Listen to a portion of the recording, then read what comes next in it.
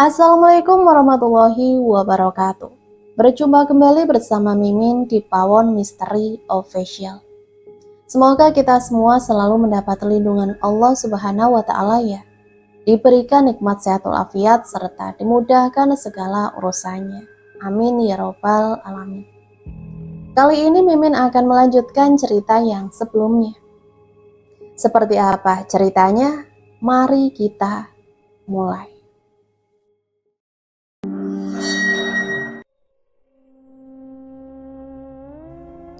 Rasa dingin membuat tubuh Katia menggigil, namun detik berikutnya ia tersentak dan membuka kelopak mata. Suara cuitan burung menandakan waktu telah berganti. Dari celah jendela yang kordennya sedikit terbuka, Katia dapat menebak ini sudah pagi hari. Ia beranjak bangun, melihat sekitarnya dengan mata menyipit.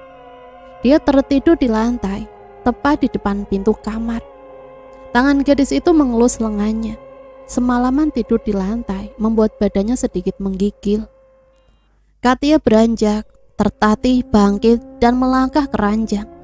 Setelah dia duduk, pandangannya menatap ke arah lemari. Samar-samar dia mengingat kejadian semalam. Didongakkan wajahnya, menatap langit-langit. Ada apa sebenarnya ini? Meski dia memutar otak untuk menjalin setiap rangkaian kejadian, tetapi Katia tak juga menemukan jawabannya. Kejadian semalam semakin membuatnya waspada dan harus segera pergi dari sini. Karena itu, meski dia terasa tak enak badan, Katia tetap melangkah ke kamar mandi. Dia harus menemui Dokter Gandhi. Dokter itu pasti akan membantunya keluar dari desa ini. Ketika Katia keluar dari kamarnya, Nenek Darmi tengah duduk di meja makan. Sebuah piring kosong tersaji di depannya. Katia melihat wajah wanita tua itu pucat. Meski sanggulnya tetap rapi, tetapi auranya berbeda. Bahkan ketika Katia menuju meja makan, Nenek Darmi hanya melirik, lalu kembali fokus pada pikirannya. "Makanlah," sautnya sambil menghela nafas. "Kau tak boleh membuat keributan lagi di sekolah. Kejadian kemarin membuat gempar teman-teman kelasmu." Katia tak mengacuhkan ucapan wanita tua itu. Melihat Katia yang tetap bergeming sambil menyendok nasi uduk, Nenek Darmi akhirnya menutup mulut. Dia tak boleh membuat gadis belia itu kembali lari dari rumah ini. Pandangannya menyusuri wajah jelita Katia. Wajah gadis remaja itu mirip ibunya, tetapi mata jernihnya sangat mirip dengan pria itu. Nenek Darmi menghela nafas berat.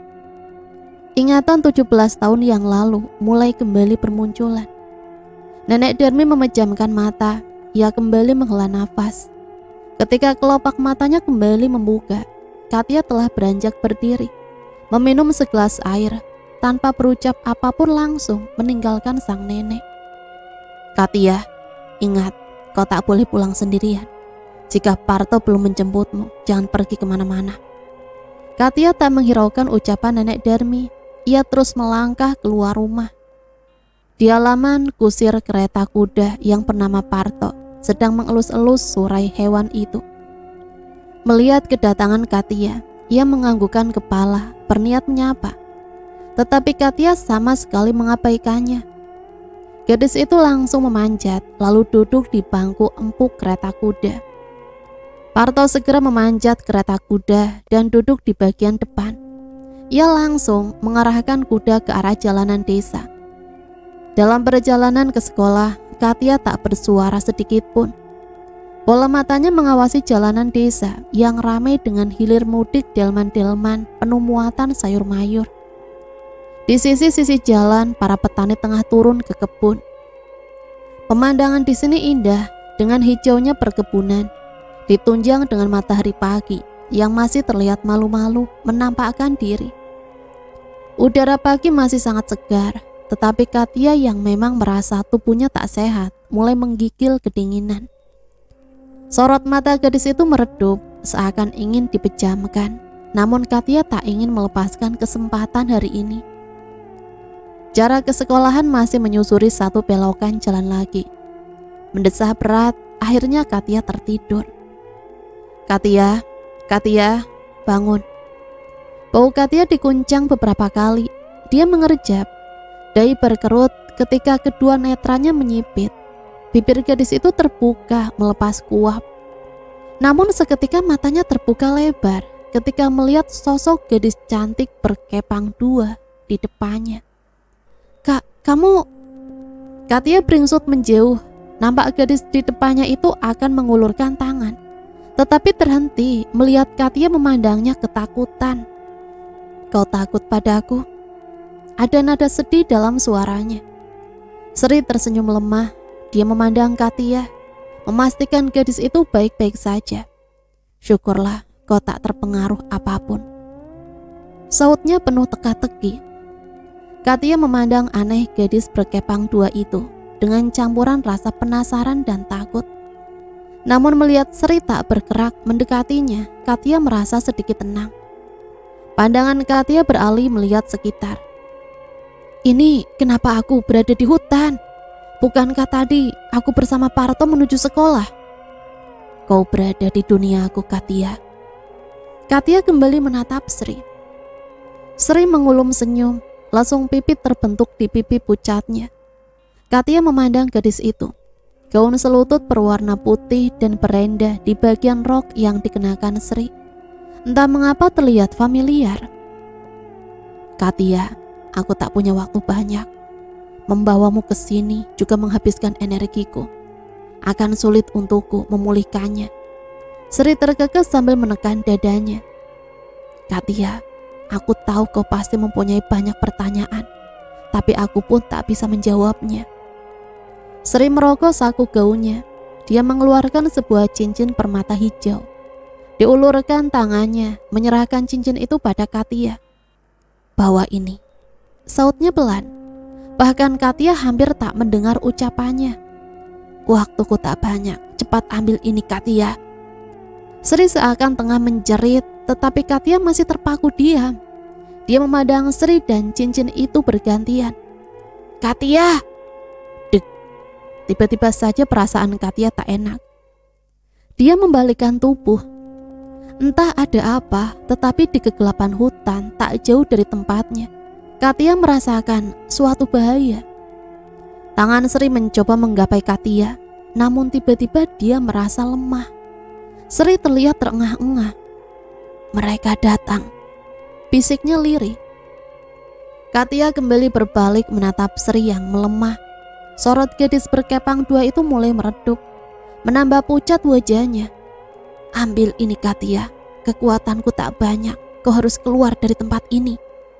Dengan kekuatan terakhirnya, Sri menggapai Katia, menyelipkan cincin itu ke genggaman gadis belia itu. Gadis berkepang itu tersenyum sebelum menutup mata Katia dengan telapak tangannya. Katia mengerjap ketika goncangan membuatnya terantuk besi penyangga atap.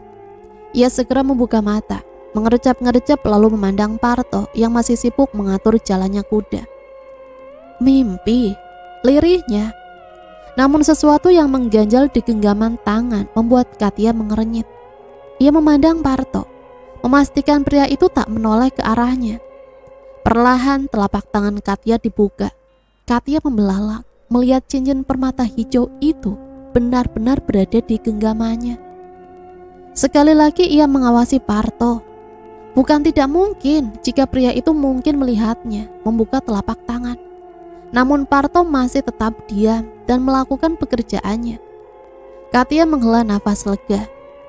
Parto sekali lagi mencampuk ringan sang kuda.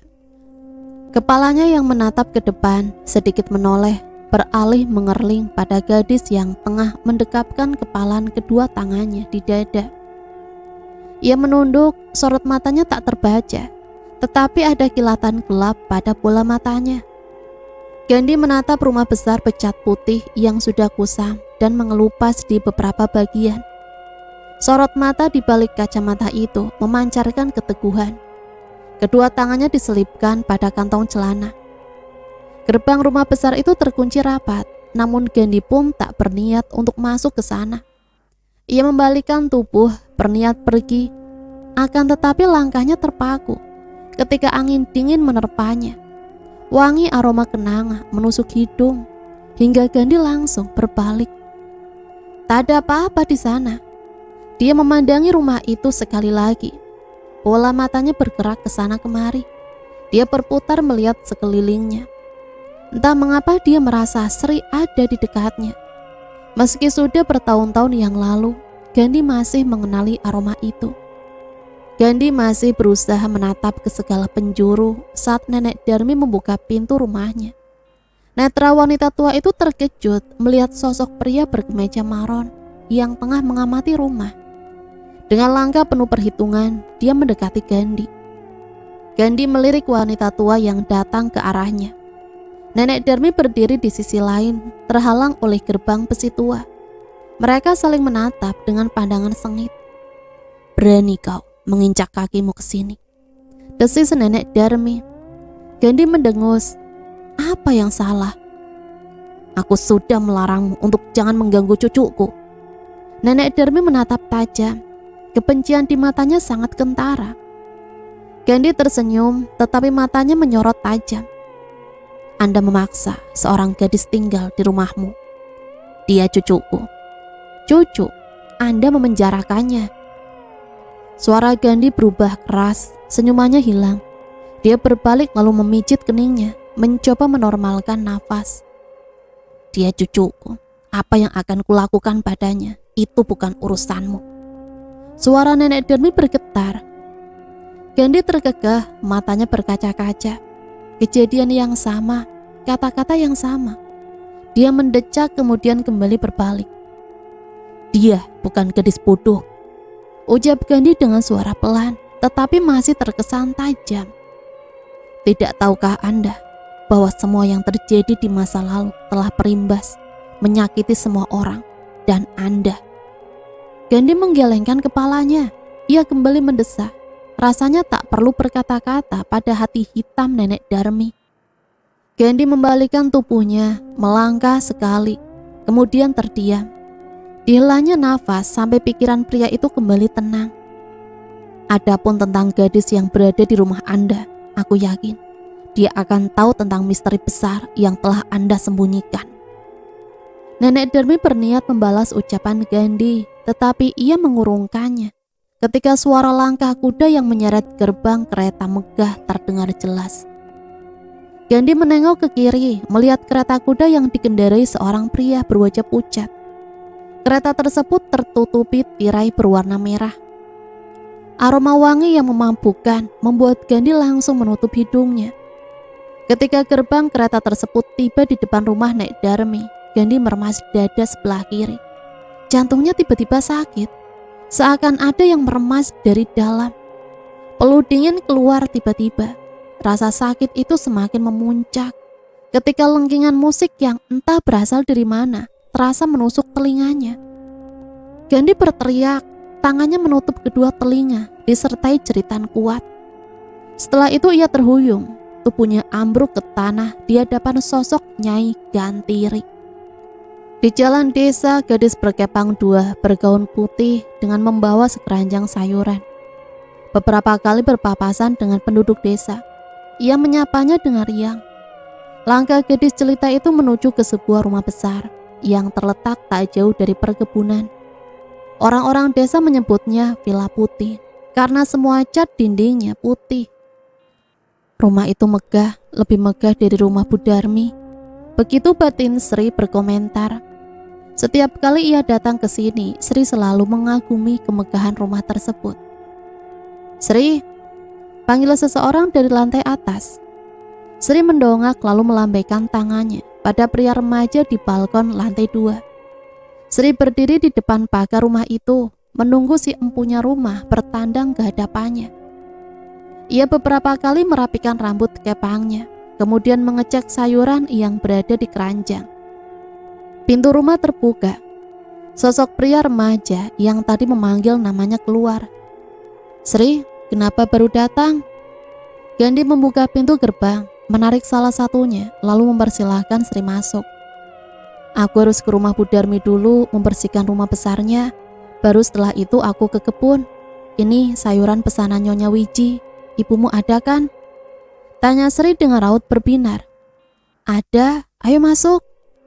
Gandhi menggenggam tangan kanan Sri, lalu membawanya melangkah menyusuri bebatuan halaman rumah.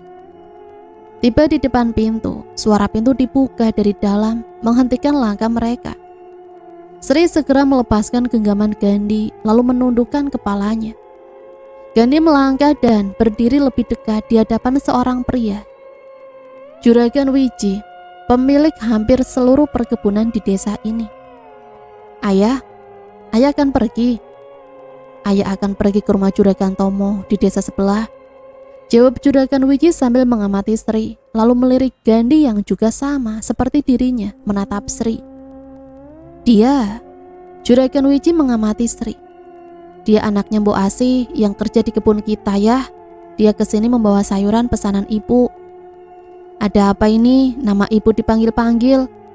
Tiba-tiba sesosok wanita berpakaian kebaya dengan motif mawar datang, menyela pembicaraan anak dan suaminya. Loh Sri, sudah sampai Tondo. Ayo sini masuk. Nyonya Wiji tersenyum, dia langsung menghampiri Sri. Anak rajin ini ya.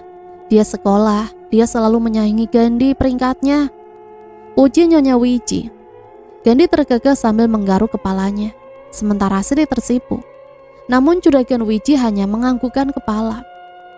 Tak lama kemudian, Juragan Wijiono itu pamit pada anak dan istrinya. Mengendarai sebuah jeep dengan seorang supir, ia meninggalkan rumah. Sri, ayo masuk. Saya nggak bisa lama-lamanya, saya ditunggu Simbok di rumah. Saud Sri membuat Gandhi kecewa. Hari sudah sore Sri, tunggulah sebentar lagi, biar ku suruh Mbak Nunung antar kamu.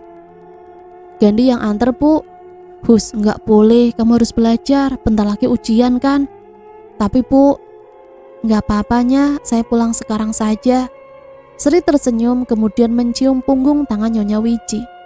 Dia tersenyum pada Gandhi yang ditanggapi pria itu dengan melengoskan muka. Sri mengenali tabiat Gandhi, tapi ia juga tak bisa meninggalkan Simbok dan adiknya yang masih kecil di rumah. Biarlah besok dia bisa jelaskan pada Gandhi. Meski pria itu egois, tapi Gandhi selalu mau mendengarkan kata-katanya. Namun keesokan harinya, satu desa gempar dengan kabar meninggalnya Sri. Kembali ke Katia. Katia menatap gadis yang datang ke arahnya. Gadis itu terlihat kaku, tetapi kemudian mengulurkan tangan padanya. Aku minta maaf, kemarin aku dan teman-teman sekelas memperlakukanmu secara kasar. Katia mengernyit, ia memandang uluran tangan gadis itu. Lalu kembali pada wajah kakunya. Katia mengangguk kemudian menyambut uluran tangan. Gadis itu tersenyum kecil lalu menjabat erat tangan Katia. Setelahnya teman-teman sekelas yang lain saling berdatangan dan menyalami Katia satu persatu.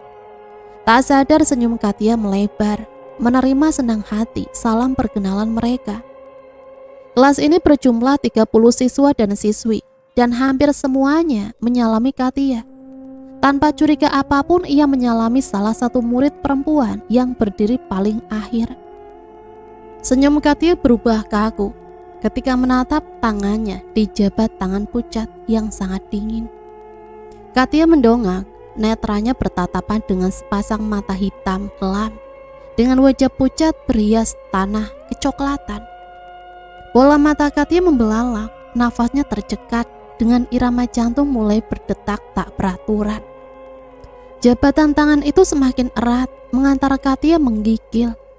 Dalam hiruk-pikuk celoteh teman-teman sekelasnya, seakan tak ada yang menyadari sosok kuntilanak yang tengah berjabat tangan dengan Katia.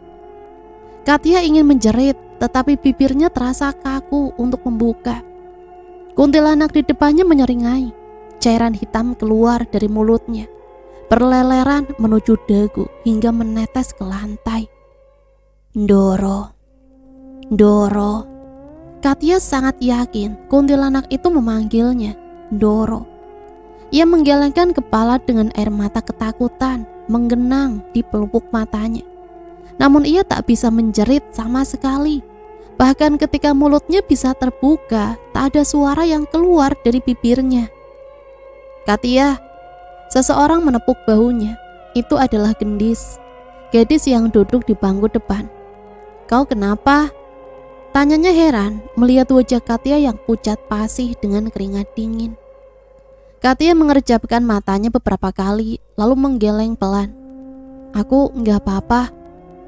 Gendis menggelengkan kepalanya kemudian duduk kembali di kursinya. Jangan sering melamun di sini, katanya di sini ada setan. Bisiknya pelan sambil mengangguk-anggukan kepala, meyakinkan Katia. Ketika guru kelas masuk, Gendis langsung membalikkan badan. Katia menghela nafas berat, dia kemudian mendongak. Terlihat di atas langit-langit kelas. Sesosok kuntilanak tengah merayap, kemudian menghilang. Katia keluar dari pintu puskesmas. Gontai dengan raut wajah penuh kecewa. Hari ini ia berharap bertemu Gandhi, tapi sang dokter tidak berangkat kerja. Katia bahkan membodohi Parto dengan menyelinap di antara teman-teman sekolahnya yang menaiki delman angkutan. Apa mungkin dia harus pergi ke rumah dokter Gandhi? Namun ia sendiri tak tahu jalan menuju rumahnya. Masih dalam lamunan tentang rasa kekecewaan, Katia tak menyadari Parto yang tengah menunggunya di depan gapura pintu masuk puskesmas. Pria itu berdiri di samping kuda, mengelus-elus surai hewan tersebut. Namun Katia tahu, sesekali pandangan Parto mengawasi dirinya. Karena tak tahu harus kemana lagi, juga mata-mata nenek Darmi itu telah datang. Katia akhirnya bergegas naik ke delman. Melihat Katia patuh, Parto akhirnya bergegas duduk di bangku kursi. Dengan sekali hentakan kekang, kuda itu melaju cepat menyusuri jalanan. Non Katia, jika ingin pergi seharusnya beritahu saya, supaya saya nggak cemas. Jika Bu Darmi tahu, saya yang kena marah non. Katia melirik kusir kuda nenek Darmi tersebut dengan jengah. Ia tak membalas ucapan Parto. Rasa kecewa karena tak bisa menemui Gandhi berimbas pada urusan hati gadis itu. Dengan begitu mudah Parto menemukan dirinya. Itu artinya besok-besok Katia tak mempunyai kesempatan untuk kabur lagi. Semakin lama ia meminta tolong pada Gandhi, maka ia akan semakin lama terpenjara di dalam rumah besar itu. Jalanan siang hari terasa sejuk karena hembusan angin gunung. Rambut Katia melambai-lambai tertiup angin. Gadis itu mengedarkan pandangan ke area perkebunan hijau yang dilewatinya. Indah dan menakjubkan. Hamparannya bagai permadani hijau sangat membuai pandangan. Mata Katia memandang rumah besar bercat putih di atas bukit tak jauh dari jalanan yang ia lalui saat ini. Matanya menyipit mengamati rumah itu. Selain rumah nenek Darmi, ia tak menyangka ada rumah besar lain di desa ini. Ini rumah siapa? Tak sadar Katia bertanya. Parto melirik Katia yang mengedikan dahunya ke arah sebuah bukit. Pria itu mengikuti pandangan Katia, menatap rumah megah dengan tembok bercat putih. Dia lalu menghentikan kuda, menatap sebentar rumah megah yang seakan bertahta di puncak bukit. Itu rumah Juragan Wiji. Ada nada tak suka pada jawaban Parto. Juragan Wiji? Parto mengangguk. Juragan perkebunan di desa ini. Setelahnya ia kembali menarik kekang kuda hingga hewan berwarna coklat kehitaman itu meringkik lalu berlari kencang. Katia tak puas dengan penjelasan Parto, tetapi ia juga tak mungkin memaksanya untuk berbicara. Lagi pula Katia akan meminimalisir interaksi mereka. Dia hanya ingin cepat-cepat keluar dari rumah nenek Darmi. Setelah makan malam, Katia tak langsung masuk ke kamarnya. Sepulang sekolah siang tadi, dia tak melihat nenek Darmi. Wanita tua itu bahkan mempekerjakan seorang wanita parubaya untuk memasak makan malam. Bahkan di meja makan pun Katia tak melihat batang hidung wanita tua itu. Namun baguslah, Katia bisa lebih bebas mengeksplorasi rumah ini. Jika dia menemukan uang, bukankah bagus untuk bekal dia kabur? Katia mengawasi seluruh ruangan yang tertutup. Entah ada di ruangan mana wanita itu bersemedi. Katia tak peduli. Beringsut mendekat, dia mengambil senter kecil yang berada di sebuah nakas dekat lemari kaca. Dari dapur terdengar suara air mengalir dan piring yang beradu. Sepertinya wanita yang dipekerjakan nenek Darmi tengah mencuci piring. Bergegas Katia menyelinap melewati pintu dapur, masuk ke lorong koridor menuju ruang belakang. Dia beranggapan dulu Sri menampakkan diri padanya, pasti ada maksud tertentu. Mungkin dia harus memeriksa ruangan yang dimaksud Sri sebagai tempat tidurnya itu. Kepala Katia celingukan ke kanan dan ke kiri, memastikan situasi aman. Sebelum tangannya membuka pintu kamar berdebu itu, untunglah pintu kamar ini tak terkunci. Katia segera menutup pintu dengan perlahan, lalu menyalakan senter, menyoroti ruang gelap itu. Ruangan ini benar-benar seperti gudang, penuh debu dan barang-barang yang tak terpakai. Di sudut kanan terdapat dipan kecil. Di atasnya telah beralih fungsi menjadi tempat kardus-kardus berisi barang yang tak terpakai. Katia memindai seluruh ruangan, mencari-cari hal yang mungkin dapat dijadikan petunjuk. Namun ia harus kembali kecewa ketika ia tak menemukan apapun. Dia mendesah kesal sambil memutar-mutar senter di tangannya. Namun ketika cahaya senter menyoroti sebuah lukisan yang tertutupi tumpukan barang, Katia terdiam. Ia fokuskan cahaya menuju lukisan yang hanya terlihat bagian atasnya itu. Itu mata seorang gadis. Katia beranjak mendekat. Ia pindahkan beberapa barang yang menutupi lukisan hitam putih itu. Semakin banyak barang yang dipindahkan, semakin rasa penasarannya membesar. Hingga kardus besar terakhir berhasil ia geser. Katia menghela nafas lega. Kembali ia sorotkan cahaya senter ke lukisan bercat hitam putih seukuran figura besar. Lukisannya telah lapuk, hingga beberapa sisi telah ternoda jamur. Namun Katia mengenali objek yang ada di lukisan. Sri, dia adalah Sri. Bergaun putih dengan renda-renda di ujung roknya. Rambut dalam lukisan itu berkepang dua. Sorot mata Sri terlihat sedih. Bibirnya terkatup tanpa senyuman.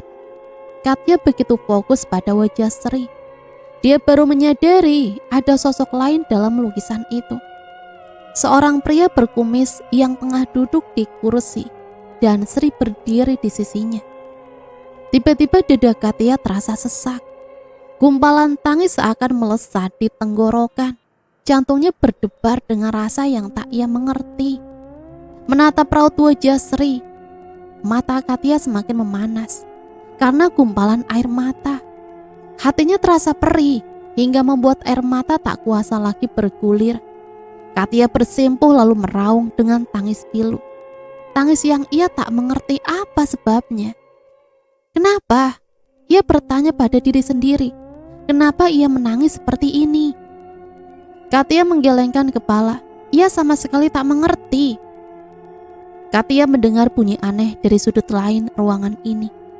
Ia menoleh, matanya sembab, tapi tak menghalangi pandangannya menatap arah bunyi itu. Kali ini bunyi tersebut lebih pelan. Katia beranjak bangun sambil menatap sudut ruangan yang penuh barang itu. Tangannya terangkat mengangkat senter, menyodorkan lampu ke arah pojok. Ada kardus yang dipenuhi kardus besar. Penasaran, Katia mendekat, menggeser kursi tersebut hingga membuka jalan untuk melihat lebih jelas bunyi tersebut. Katia memandangi kain hitam yang menutupi sesuatu di sana. Cahaya senter ia arahkan perlahan. Katia merasa familiar dengan benda yang ditutupi kain hitam itu. Menuntaskan rasa penasaran, Katia cepat meraup kain itu, lalu menariknya. Ia terbatuk karena debu-debu yang berasal dari kain. Ia mengibaskan tangannya, menghalau debu yang berterbangan, hingga kemudian dia terpaku. Itu sebuah lemari, sama persis dengan lemari yang berada di kamarnya. Tua dengan ukiran antik, juga kaca yang penuh noda kehitaman. Suara itu dari dalam lemari. Katia menahan nafas. Tangannya yang menggenggam senter semakin mengencang berpegangan. Katia menatap cermin lemari tua itu. Bayangan dirinya tertera jelas, ketakutan dan berwajah tegang, sambil mengarahkan senter ke lantai. Gigi Katia bergemelutuk. Ia tercengang saat melihat sosok bergaun putih, bergerak-gerak kaku, mengendus-endus kepadanya.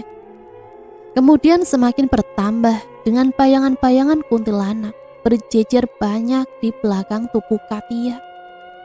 Sayu pelan, Katia mendengar suara cekikikan mereka. Dia memejamkan mata saat merasakan belayan kuku-kuku panjang pada rambut dan ceruk leher. Pelan suara berbisik menyebut namanya seakan sebuah keagungan.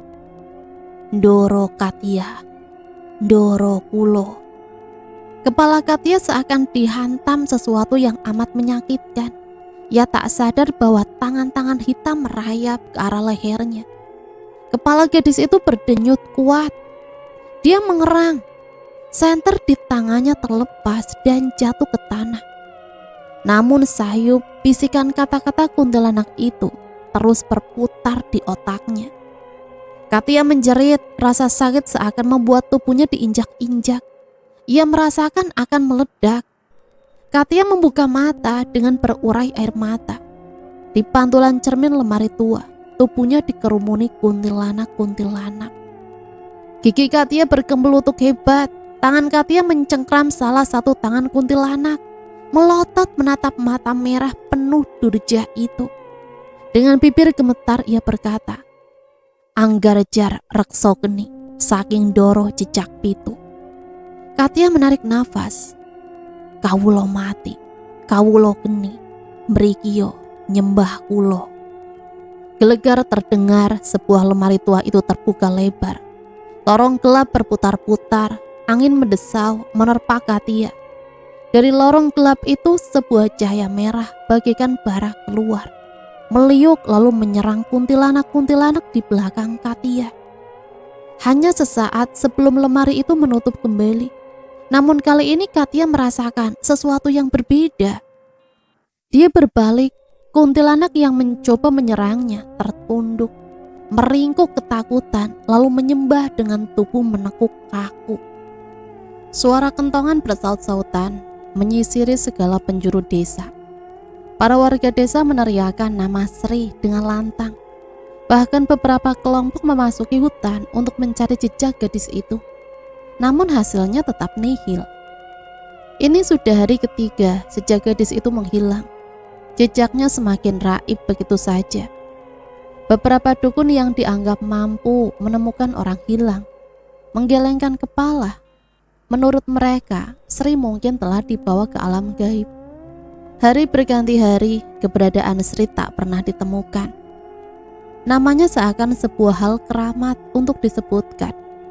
Para penduduk menganggap Sri telah disukai makhluk gaib lalu dibawa ke alam lelembut, sehingga sebuah pantangan jika namanya disebut. Kepercayaan ini menjadi momok menakutkan bagi warga. Bahkan ketika ibu kandung Sri, Mbok Asih, menentangnya, penduduk desa lebih mempercayai ucapan yang telah dilontarkan dukun-dukun tersebut. Sama halnya dengan Gandhi, pria remaja itu tak berhenti atau putus asa mencari keberadaan Sri. Dia tak percaya dengan ucapan para penduduk desa. Itu hanya tahayul yang dihembuskan oleh orang-orang tak tahu budi. Gandhi akan mencari keberadaan Sri apapun caranya. Setiap pulang sekolah dengan masih mengenakan pakaian seragam, Gandhi ke tempat-tempat yang biasa Sri kunjungi. Ke ladang, pinggiran hutan, bahkan ke tempat-tempat di mana Sri bekerja sebagai karyawan kebun teh. Kepercayaannya yang polos hanya membuatnya dibicarakan beberapa penduduk desa. Hal itu membuat Juragan Wiji dan istrinya menentang Gandhi. Namun jiwa mudanya tak terbendung. Diam-diam dia masih terus menyelidiki hilangnya Sri. Dan ini sudah bulan kelima. Gandhi yakin Sri masih ada di desa ini. Siapa penculiknya? Gandhi harus menguak tabir ini. Langkah pria remaja itu menuju ke sebuah rumah besar, tempat Sri dan ibunya bekerja sebagai pelayan. Rumah Budarmi. Entah apa yang membuat Gandhi harus mendekat ke sana. Keyakinannya kuat, Sri mungkin ada di sana. Setiap memandang rumah Darmi dari kejauhan, Gandhi seakan melihat bayangan seorang gadis. Entahlah, dia hanya harus menuntas rasa keingintahuan ini.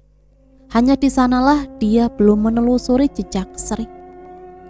Sudut mata Gandhi yang tertutup mengalirkan air mata. Bibirnya bergetar menyebut nama Sri. Dia terisak dalam ketidaksadaran. Entah apa yang ada dalam mimpi pria itu. Terlihat sangat menyakitkan. Ketika matanya membuka, ia terengah-engah. Isakan lolos dari bibirnya. Namun ia langsung terdiam ketika melihat dekorasi kamar yang berbeda dari kamarnya yang biasa. "Kau sudah sadar, Nak?" Panggilan itu membuat Gandhi beringsut bangun.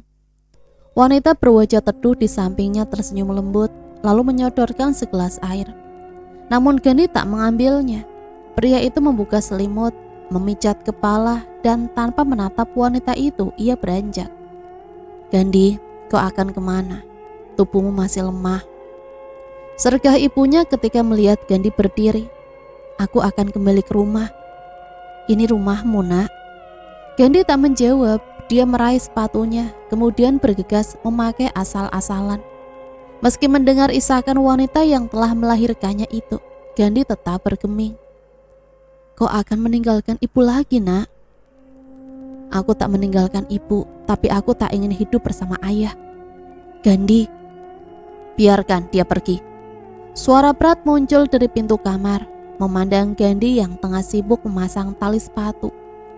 Lalu tanpa pamit kepada ibu dan ayahnya, Gandhi beranjak keluar dari kamar. Cerita Nyonya Wiji yang memanggil namanya tak ia hiraukan sama sekali. Ketika ia sudah mencapai halaman luar, hari sudah siang. Entah berapa hari ia pingsan. Ia sendiri tak tahu.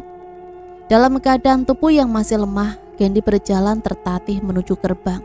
Wajahnya pucat. Tubuh pria itu sesekali gemetar. Tangannya baru menyentuh gerbang saat sosok gadis berseragam SMA menghampiri dan berdiri di depannya. Gandhi mengernyit heran, bagaimana Katya bisa tahu dia berada di sini? Atau hanya kebetulan? "Dokter?" Gandhi mengerjapkan mata, rasanya pusing kembali menghampiri. Melihat hal itu, Katya berteriak memanggil Parto yang berdiri di samping kuda. "Bawa Dokter Gandhi ke puskesmas." Gandhi menggeleng. "Tidak perlu, aku perlu ke rumah." Hanya itu ucapan terakhirnya. Ketika kesadarannya kembali ditarik ke kegelapan. Pandangan Nenek Darmi mengitari sudut-sudut kamar Katya. Tak ada yang aneh dengan kamar ini. Semuanya terlihat seperti kamar modern yang ia tata sesuai kebutuhan Katya. Menurut Mona, Katya akan betah dengan kamar ini. Iya, kecuali lemari tua yang berada di sudut kamar. Lemari itu tak bisa dipindahkan sama sekali. Pantulan bayangan dirinya dalam cermin menunjukkan sosok wanita parubaya yang tengah berwajah sendu. Terlihat lelah juga penyesalan di matanya. Sosok begitu ringkih. Dulu ia tak seperti ini. Umurnya memang akan selalu bertambah, tetapi wajah dan tubuhnya akan selalu muda. Namun sejak hari itu, semuanya berubah. Nenek Darmi meraba wajahnya, bahkan segala ritual ia jalani agar tubuhnya kembali seperti dulu lagi. Namun semua ritual terpatahkan setiap kali ia tengah menjalankan ritual. Sosok Sri seakan menjelma dan mengejeknya, mengatakan rangkaian kutukan hingga dia tak lagi kuasa untuk menahan rasa sakit. Tentang Sri, jika dia ingin menceritakan pada Katya, itu artinya dia harus menyingkap tabir kelam masa lalu. Bahkan kutukan dari gadis itu masih saja menghantuinya hingga kini. Lalu jika Katya pergi, bagaimana dia bisa terlepas dari semua ini? Hanya satu jalan, Katya harus. Nenek Darmi menatap bayangan dirinya pada cermin lemari tua tersebut. Wajahnya tak lagi sendu, dia bahkan menyeringai. Membayangkan wajahnya yang dulu cantik, anggun, dan berkarisma. Katya adalah kunci agar ia bebas dari kutukan. Karena itu Katya tak bisa pergi dari sini. Nenek Darmi membalikkan tubuh bersiap pergi dari kamar. Namun langkahnya tertahan ketika merasa ada sesuatu yang melintas di belakangnya. Ia menoleh tetapi tak ada apapun di belakangnya. Apa mungkin hanya perasaannya saja? Dia menggelengkan kepala lalu berbalik kembali. Namun dari sudut matanya ia menangkap gerakan dari lemari. Sedikit membuka lalu kembali menutup. Nenek Darmi membelalakan matanya, jantungnya berdegup kencang. Tak sadar ia meremas tangannya. Tidak mungkin, tidak mungkin. Bahkan Nyai Gantiri tak bisa membuka lemari itu. Bagaimana bisa? Nenek Darmi beringsut mundur, menabrak tembok. Ia terengah. Kemudian secepat mungkin keluar dari kamar Katia. Katia baru saja memasuki rumah ketika melihat Nenek Darmi tergopoh-gopoh keluar dari kamar. Kemudian masuk ke kamarnya sendiri. Aneh, tak biasanya wanita tua itu keluar ruangan. Sudah 3 hari ini Nenek Darmi bahkan tak muncul menemuinya. Hari ini bahkan terlihat aneh karena wanita tua itu seakan tengah ketakutan. Katia mengangkat bahunya. Ia tak ingin tahu tentang apa yang dilakukan oleh Nenek Darmi. Kaki gadis itu melangkah menuju kamar. Setiba di kamar, dia mendudukkan dirinya di ranjang. Tangan gadis itu bergerak mengeluarkan sebuah buku usang dari dalam tas. Buku itu diberikan oleh Dokter Gandhi. Menatap sebentar pada buku yang sampulnya telah berwarna kecoklatan itu. Katia menebak dulu sampul buku ini berwarna merah hati. Perlahan tangannya membuka halaman pertama buku tersebut. Nama Sri tertulis di sana. Sri Minarti. Parto kembali duduk di delman, menengok sebentar ke arah rumah besar yang catnya telah lapuk itu. Kemudian memacu kuda bergerak pergi. Langit telah beranjak sore, lembayung sudah terlihat mewarnai langit. Namun Parto bergeming. Dia tak ingin melihat keindahan langit sore itu. Baginya langit sore itu penuh hal-hal kelam. Delman itu menyusuri jalan desa yang mulai lenggang. Angin gunung bertiup. Hawa mulai dingin, mengantarkan malam yang sebentar lagi menjelang. Parto semakin memacu kudanya cepat. Dia berbelok ke arah hutan, menyusuri jalan kecil yang jarang dilalui orang-orang. Bahkan tak ada yang berani datang kemari. Gerak kaki kuda mulai melambat lalu berhenti di depan pintu sebuah pondok. Suasananya yang gelap menebarkan aura seram dan tak terjamah. Parto turun lalu beranjak ke pondok dengan korek api di tangannya. Ia menyulut lampu cempor yang berada di pelataran. Sebelum lampu nyala, dia perlahan mendorong pintu pondok lalu masuk ke dalam. Di dalam pondok lebih gelap karena jendela tak pernah dibuka sekalipun. Sehingga kondisi pondok itu lembab dan tak pernah mendapat cahaya matahari. Tak ada benda-benda berharga di pondok itu, hanya ada dipan usang, meja kecil dengan ceret dan gelas. Bau makanan basi menguar, begitupun dengan bau pesing. Namun Parto tetap melangkah dan mendekati sosok yang tertidur di dipan. Parto menyalakan kembali lampu cempor yang berada di meja. Ruangan seketika terang. Ditatapnya wanita ringkih yang kumal dan berambut putih tersebut. Dia menghela nafas lalu duduk di sisinya. Simbo, Bo.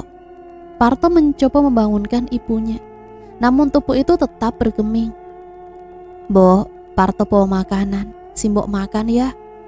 Saut Parto sambil mengguncang bahu Simbo. Wanita tua itu mengerjap, membuka kelopak mata tuanya perlahan. Ia mendengus kemudian mengerang. Sri, Sri. Parto memandang ibunya dengan terenyuh. Ia kemudian membuka bungkusan nasi lalu menyuapi ibunya perlahan-lahan. Mbak Sri gak akan pulang lagi, Mbok. Gumaman itu hanya Parto ucapkan dalam hati. Sedangkan mata tua Mbok Asi telah terbuka, tetapi sama sekali tidak menatap anak bungsunya tersebut. Tubuh gadis tak bernyawa jatuh ke tanah. Kedua mata mayat itu terbuka lebar, menjelaskan rasa takut ketika nyawanya diambil. Dada mayat gadis itu terbelah hingga ke bagian perut. Beberapa organ dalam terlihat jelas, bahkan ususnya berhamburan keluar. Nyai Gantiri menatap bengis pada mayat yang ia lempar. Dia mendengus lalu melangkahi si mayat. Wajahnya penuh percikan darah. Bahkan pada dagu wanita itu masih ada sisa tetesan darah segar. Namun seakan tak bahagia dengan apa yang dia lakukan. Kerut kening wanita itu menjelaskan kekecewaan. Darah para gadis itu tak bisa lagi membuat kekuatanku bertambah. Entah mengapa, aku merasakan sesuatu yang janggal. Ini perasaan, ini seperti 17 tahun yang lalu. Bola mata Nyai Gantiri bergerak, pupil hitamnya bersinar dengan nyala kemerahan. Ketika cahaya merah itu hilang, pupil wanita berkebaya merah itu berganti menjadi pupil ular berwarna kecoklatan. Tubuh Nyai Gantiri menggigil, rasa sakit datang tiba-tiba, hingga membuat tangannya refleks memeluk diri. Keraman suara wanita bersanggul dengan roncean melati itu semakin terdengar bagai keraman binatang. Kemudian perlahan asap tebal menyelimuti tubuhnya. Dengan cepat tubuh wanita cantik itu menghilang, berubah menjadi seekor ular hitam besar. Ular tersebut mendesis, membuka mulutnya lebar-lebar sebelum menghilang tanpa jejak. Nenek Darmi menatap nyalang pada foto gadis cantik bergaun putih di depannya. Foto itu berukuran kecil, tetapi entah mengapa seakan mengancam dirinya. Ditelisik dari manapun, foto berwajah Sri itu hanya foto biasa. Mengapa kau akan datang dan melaksanakan sumpahmu, Sri? Kau pikir kau bisa? Suara Nenek Darmi lirih, tetapi mengandung nada sinis. Tangan keriput Nenek Darmi yang memegang foto terlihat gemetar. Wanita tua itu terduduk di pinggir ranjang. Bulir air mata jatuh ke pipinya. Sri, tentu saja. Tentu kau bisa melaksanakannya. Bukankah Katya adalah bagian dari sumpahmu? Tawa Nenek Darmi berkumandang di heningnya kamar. Tawa yang semula terbahak kemudian beralih dengan tawa yang disertai tangis. Tubuh wanita tua itu semakin bergetar, tak kalah sepoi angin dingin menyapu kulitnya. Meski ia tak bisa melihat, hatinya merasa takut bahwa Sri dan para kuntilanak itu pasti ada di ruangan ini. Bukan tanpa alasan, dia berpikir seperti itu. 17 tahun yang lalu, ketika kejadian itu bermula, Nenek Darmi sangat ingin meninggalkan rumah ini. Namun seakan ada rantai besi yang mengikatnya. Dia tak bisa keluar dari desa ini. Bahkan ketika memohon pertolongan pada Nyai Gantiri, sumpah gadis bernama Sri itu hampir mencelakai dirinya. Tubuh Nenek Darmi yang tengah menggigil ketakutan tiba-tiba tersentak kaget ketika sentuhan rasa dingin membelai tangannya. Namun dia tak berani membuka tangannya. Bahkan ketika sentuhan dingin lain ia rasakan, Nenek Darmi hanya harus berpura-pura tak merasakan apa-apa. Bu Darmi, waktunya sebentar lagi. Desis sebuah suara. Dingin dan tajam, laksana sebuah teror besar. Suara itu menghantamkan Nenek Darmi menjerit dengan mulut terkatup. Wanita tua itu semakin merapatkan tangannya menutupi wajah.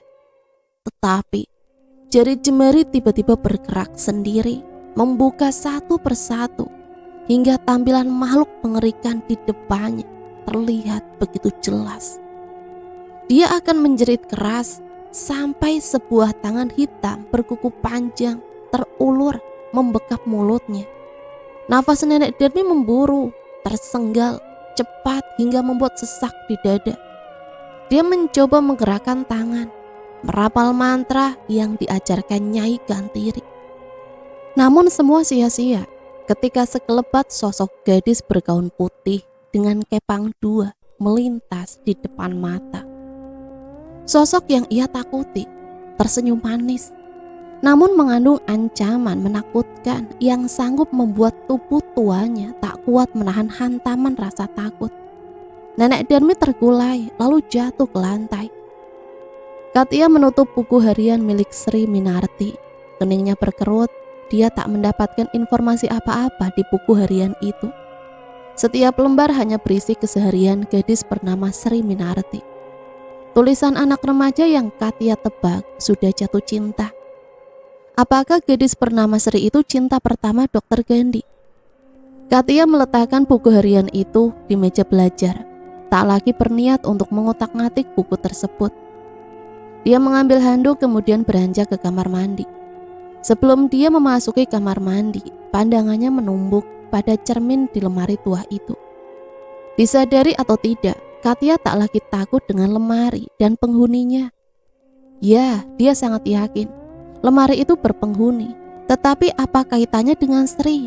Katia akan mencari tahu nanti. Sebuah desisan ular terdengar sebelum kepulan kabut pekat bergulung-gulung muncul di hadapan seorang pria. Juragan Wiji membuang cerutunya ke dalam asbak sebelum bersimpu di lantai. Ular hitam besar dengan mata merah terlihat menjulur-julurkan lidah. Tubuh Juragan Wiji menggigil. Kepala dengan sebagian rambut telah memutih itu semakin menunduk dalam. Sembah hamba, Nyai. Juragan Wiji menanggupkan tangan sebagai sebuah hormat pada sosok ular hitam di depannya. Ular itu meliuk-liuk. Perlahan sosoknya berubah menyerupai wanita cantik bersanggul dengan kebaya merah. Nyai Gantiri menatap sinis Juragan Wiji. Wiji, kau tahu mengapa aku datang? Tubuh Juragan Wiji menegang, lalu menggelengkan kepala sambil bertutur. Maafkan kebodohan hamba, Gusti Nyai. Hamba tak mengetahui maksud kedatangan Nyai ke sini. Nyai Gantiri tersenyum, tetapi matanya melotot tajam. 17 tahun yang lalu, aku meminta putramu. Juragan Wiji gemetar. Terlihat tangan yang membentuk sembah itu bergetar. Jantung pria itu berdetak kencang. Suara degupnya membuat Nyai Gantiri mendelik sinis.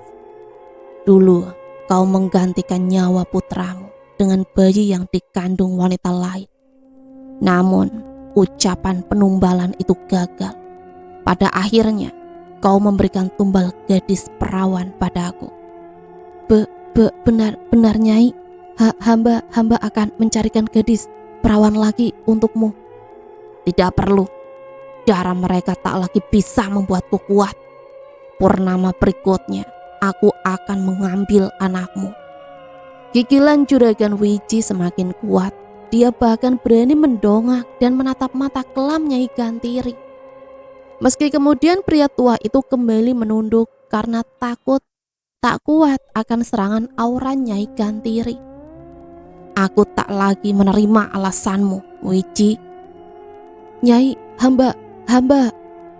Ingatlah Wiji, jika kau tak bisa menumbalkan putramu, maka kau dan seluruh kekayaan yang kau miliki akan binasa. Kedua bola mata Juragan Wiji membelalak. Keserakahannya akan kekayaan membuat sang hati kembali bimbang. Namun ia tak mungkin menumbalkan Gandhi. Meski hubungan mereka tak baik, dia sangat menyayangi anak itu. Karena itulah, belasan tahun yang lalu, Juragan Wiji memilih menumbalkan seorang bayi yang merupakan benihnya. Selagi itu bukan Gandhi, dia akan mengorbankan anak kandungnya yang lain. Namun bayi itu menghilang. Dia dan ibunya menghilang tanpa jejak. Bahkan Juragan Wiji tak bisa mengendus keberadaan mereka berdua. Berkali-kali ia mengerahkan orang-orang, tetapi bayi dan ibunya tak dapat ditemukan. Seakan menghilang begitu saja. Nyai, jika hamba dapat menemukan anak hamba yang lain, bisakah Gandhi? Juragan Wiji tercekat. Dia sedikit mendongak memandang Nyai Gantiri. Senyum aneh terbentuk pada bibir wanita berparas cantik itu. Mata Nyai Gantiri memandang Juragan Wiji dengan senyum misterius. Tentu, Gandhi putramu dia tak akan kusentuh. Namun kau harus membawa anakmu yang lain. Kelopak mata Juragan Wiji berkedip. Dia lega, sekaligus takut. Bagaimana jika anak itu tak dapat ditemukan? Dengan cara apa dia bisa menemukan anak kandungnya itu?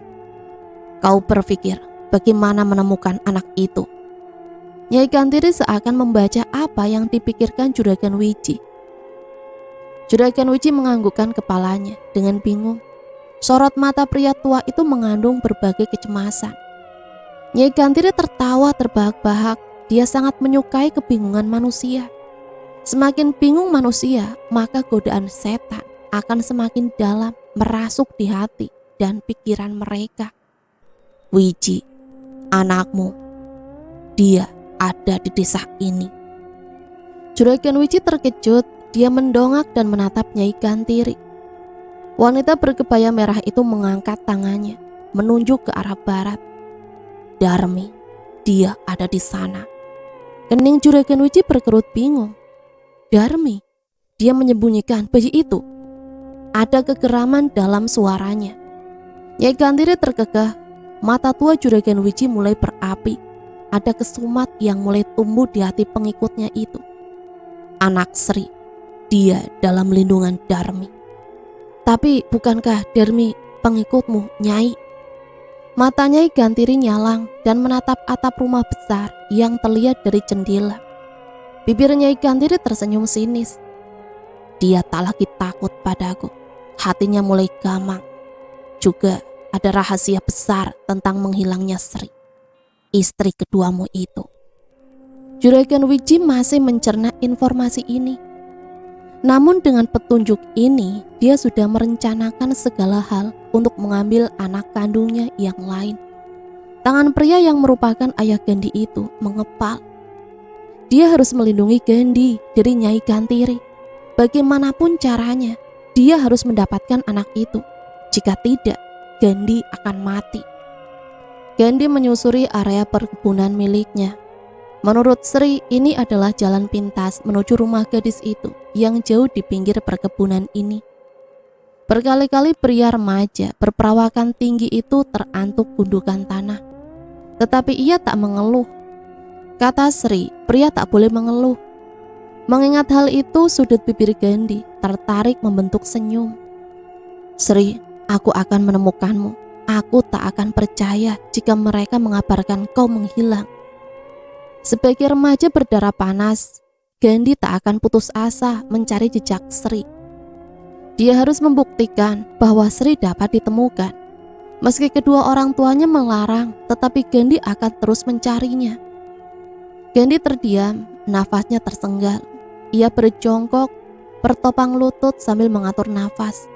Pandangan diarahkan ke area perbukitan. Sampai matanya mematri rumah besar bercat putih yang berada di sebelah utara. Rumah itu besar, tapi terkesan sepi. Area pepohonan yang mengelilingi rumah Bu Darmi nampak terlihat aneh. Kening Gandhi mengernyit, ada bayangan seseorang dari jendela.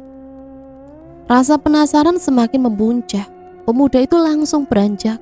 Benar, rumah ini belum pernah ia selidiki. Sri pernah bilang bahwa ibu dan dirinya bekerja di rumah besar Bu Darmi. Mungkin saja dia berada di sana kan? Seakan memperoleh semangat membara, Gandhi berlari. Langkahnya terburu-buru, beberapa kali tersandung bebatuan, tetapi ia tak mempedulikannya. Pandangan mata tak lepas dari rumah besar itu. Entah mengapa, ia yakin Sri berada di sana. Mencoba mengatur nafasnya, pria remaja itu membetulkan letak syal berwarna coklat yang membelit leher. Ini syal yang dibuat oleh Sri, tanda pertemanan mereka. Namun Gandhi menganggap syal itu istimewa karena dibuat oleh gadis idamannya. Setelah menghembuskan nafas berkali-kali, Gandhi mengulurkan tangan untuk menyentuh gerbang rumah besar itu. Namun gerakannya terpaku. Tubuh pemuda itu gemetar, pandangannya nanar. Seakan menahan nafas, dada Gandhi terlihat kaku. Di sana, di teras rumah Bu Darmi, ayahnya berdiri. Di sisi kanan Bu Darmi, mengapit lengan Sri. Gadis itu menunduk, terlihat pucat. Juga tubuh Sri terlihat lain. Gandhi mengerjap, berusaha mengenyahkan gambaran di depan. Tetapi mereka tak menghilang. Yang artinya kejadian di depan sana begitu nyata. Tidak mungkin. Lirihnya, tangan yang mencengkram besi gerbang terlihat semakin erat. Gandhi tak bodoh. Beberapa kali dia memang menemukan gadis-gadis yang menjadi gundik ayahnya. Dia abaikan akan hal itu, asalkan ibunya tak disakiti secara fisik. Begitupun sang ibu menerima kelakuan ayahnya. Bahkan sampai saat ini ibunya tetap menjadi ratu dan tempat pulang Juragan Wiji. Namun melihat apa yang terjadi di depan sana, Gandhi berusaha mengenyahkan pikiran buruk itu. Akan tetapi semakin dia mencoba tak percaya, dua orang yang ia sayangi ada di depan sana. Tatapan sang ayah tengah memandang Sri, berkata sesuatu sambil menunjuk ke perut Sri yang membuncit. Tangan Gandhi terkepal, matanya berkaca-kaca. Dia merasa terhianati, sangat sakit, bahkan ingin sekali membunuh ayahnya. Tak kuasa menahan rasa amarah di dada. Pria remaja itu menendang gerbang hingga terbuka. Suara tendangan itu mengagetkan 3 orang yang tengah berbincang di teras. Juragan Wiji membelalakan mata. Sri terperangah. Budarmi mengernyit dengan tatapan tak suka. "Ayah, kau!" Telunjuk Gandhi mengarah pada ayahnya.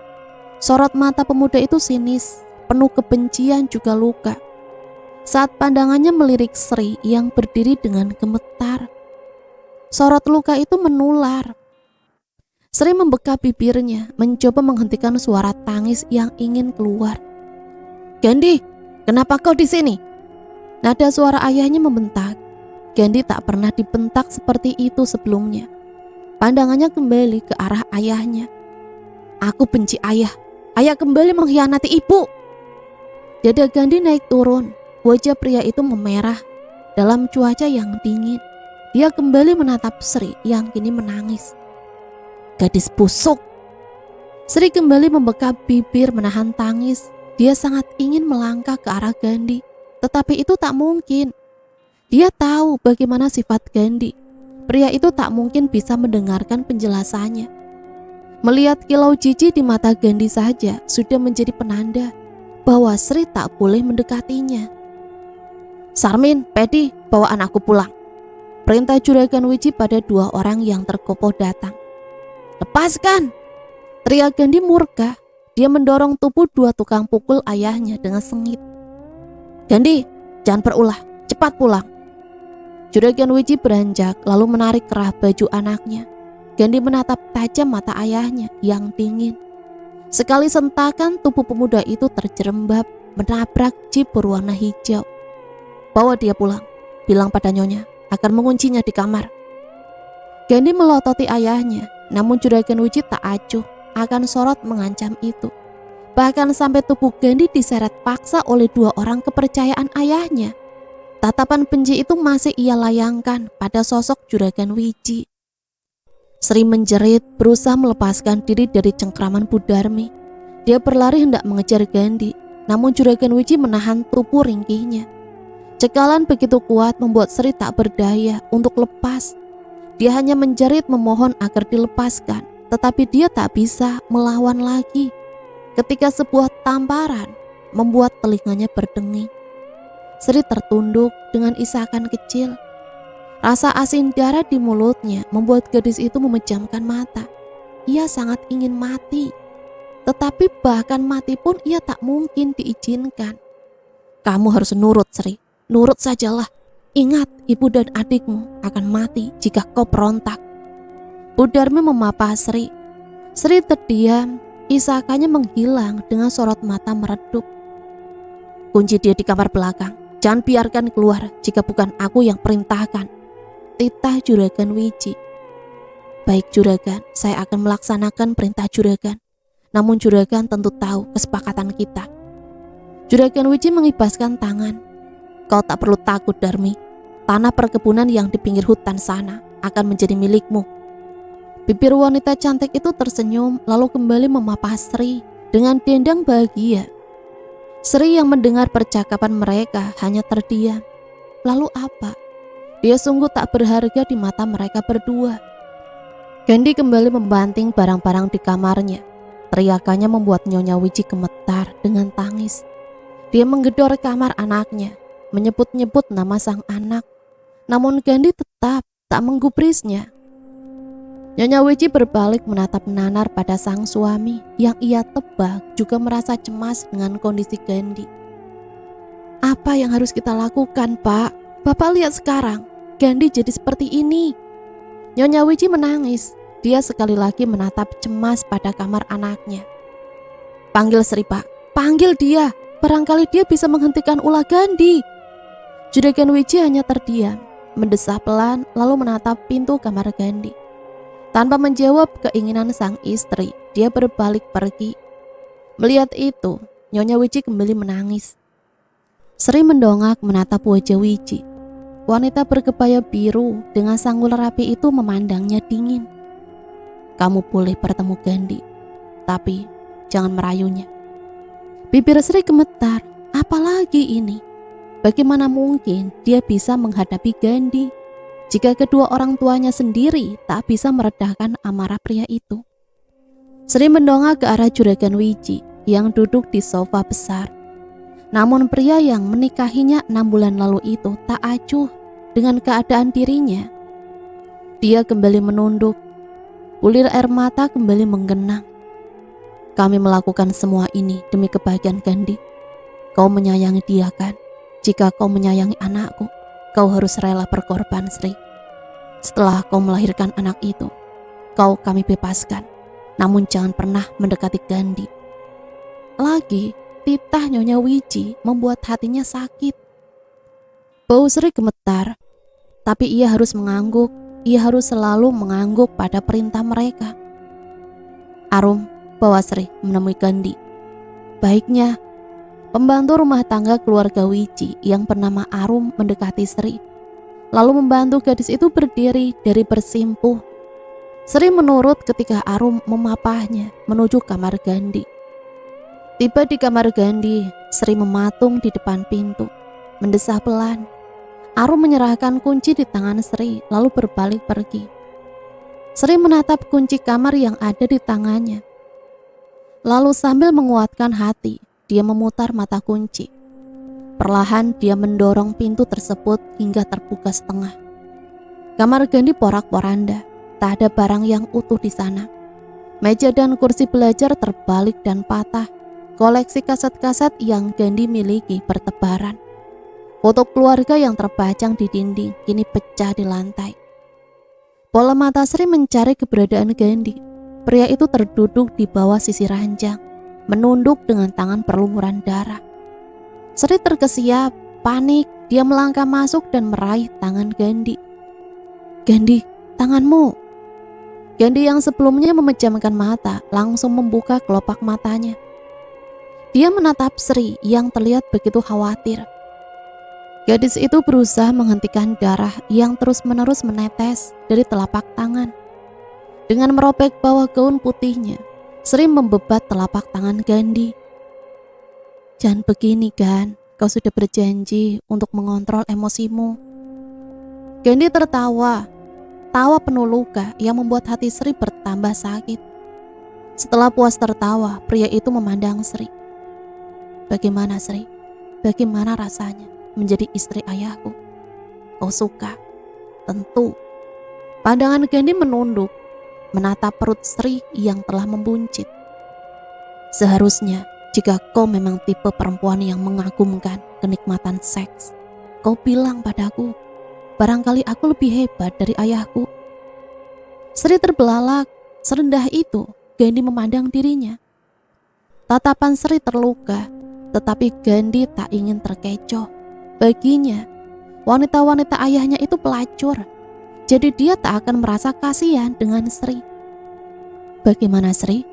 Kau mau mencoba denganku? Tangan Gandhi membelai lembut pipi gadis itu. Refleks Sri menghindar hingga tangan Gandhi membelai udara kosong.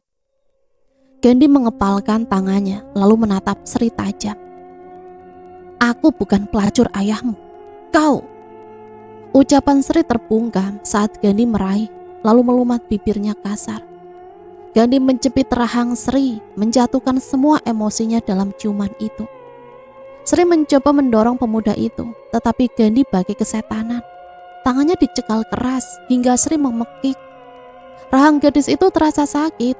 Dia bahkan merasakan rasa asin darah di mulutnya kala Gandhi menggigit lidah Sri. Terengah, Gandhi melepaskan ciumannya lalu mendorong Sri. Bagaimana? Kau suka? Bagaimana dengan ayahku?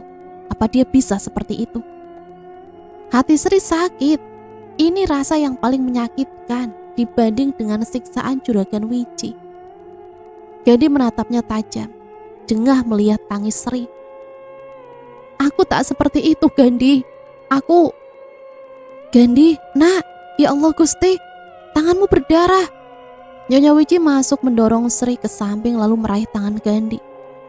Gandhi berdiri melepas genggaman ibunya, kemudian berjalan keluar kamar. Gandhi, dengarkan ibu, nak.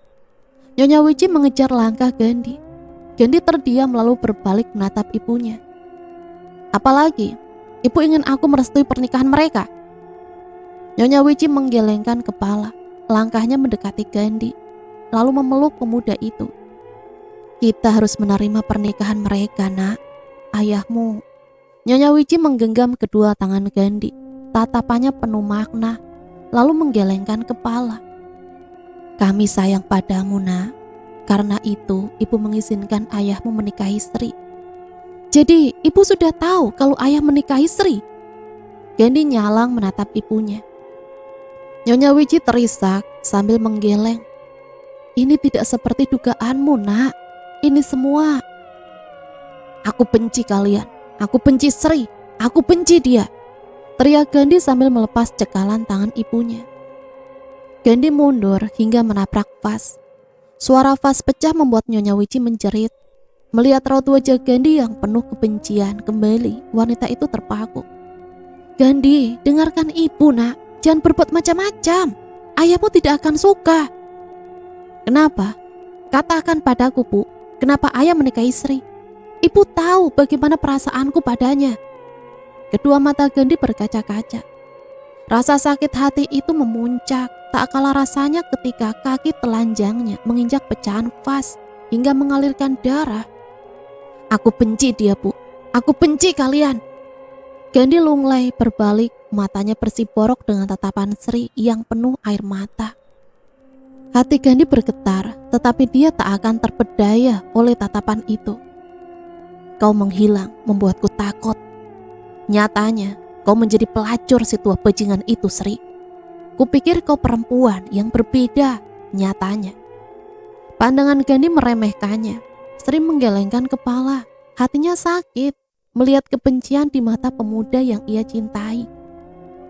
Kau jalang, desis Gandhi sambil melangkah pergi. Sri luruh ambruk lantai, dia meraung dengan tangis pilu. Sedangkan Nyonya Wiji meneriakkan nama Gandhi. Tergopoh menyusul pemuda itu, namun Gandhi tak pernah menolehkan kepalanya lagi.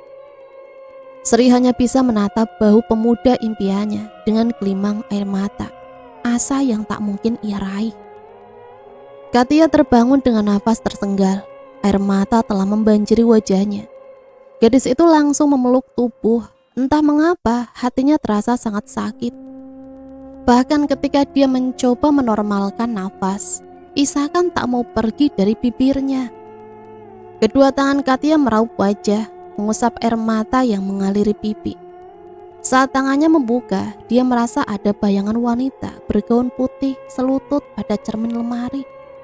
Perlahan kepala Katia menoleh. Sosok gadis berwajah pucat tengah tersenyum padanya. Sosok yang sama di mimpi barusan. Dia Sri. Katia beranjak turun, melangkah, bertelanjang kaki mendekati lemari tua itu. Bayangan Sri masih di sana.